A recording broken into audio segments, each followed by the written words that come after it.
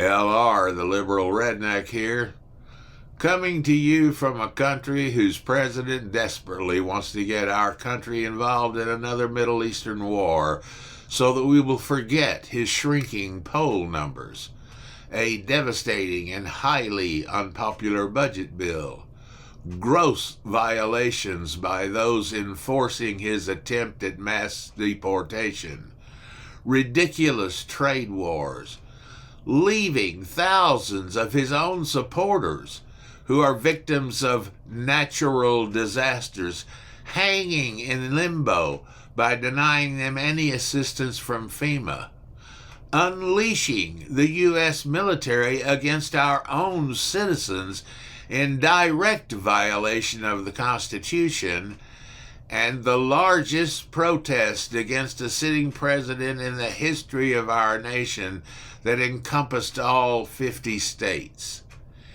He thinks that being at war will save him and his grossly incompetent administration from being wiped out in the 2026 midterm elections.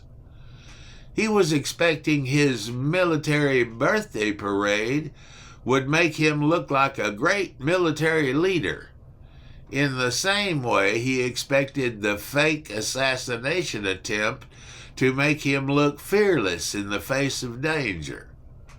Both failed miserably.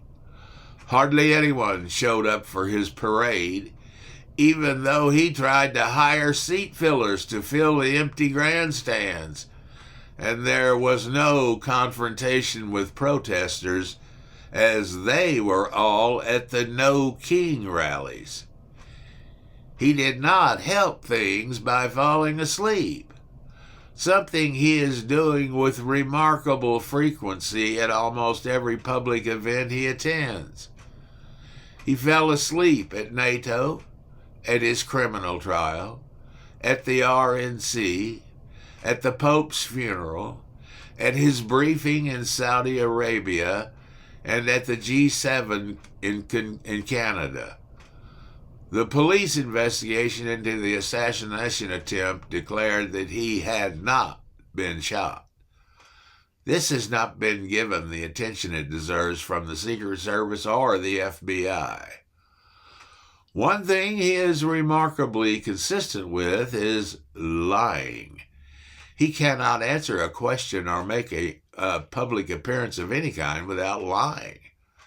Just recently, Felon said, "I made a deal with Xi." Xi Jinping said, "No, he didn't." Felon said, "I negotiated a ceasefire between India and Pakistan." PM Modi said, "No, he didn't."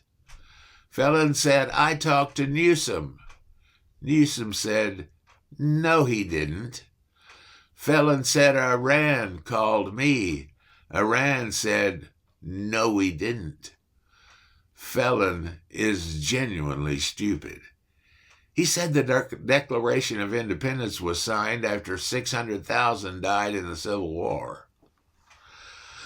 There is no plan other than exploiting the office of the presidency for as much personal gain as he can stuff in his pockets. There's no plan for America tomorrow. Every day in the White House, they run around and cater to however he feels. Most know that he is unbelievably incompetent. He has no idea what's going on, and no understanding of even semi-complex issues. While Felon is trying to start World War III, his fellow Republican legislators are trying to pass a bill that takes away people's health care to give billionaires a tax cut. 2,000 new National Guard troops were deployed to Los Angeles, and Senate Republicans, led by 92-year-old Chuck Grassley, are holding a hearing on Joe Biden's mental acuity. We the people must take matters into our own hands and strip the Republican majority from both houses of Congress in 2026. Then we can deal with our biggest problem. Thanks for listening, and keep up the magnificent resistance.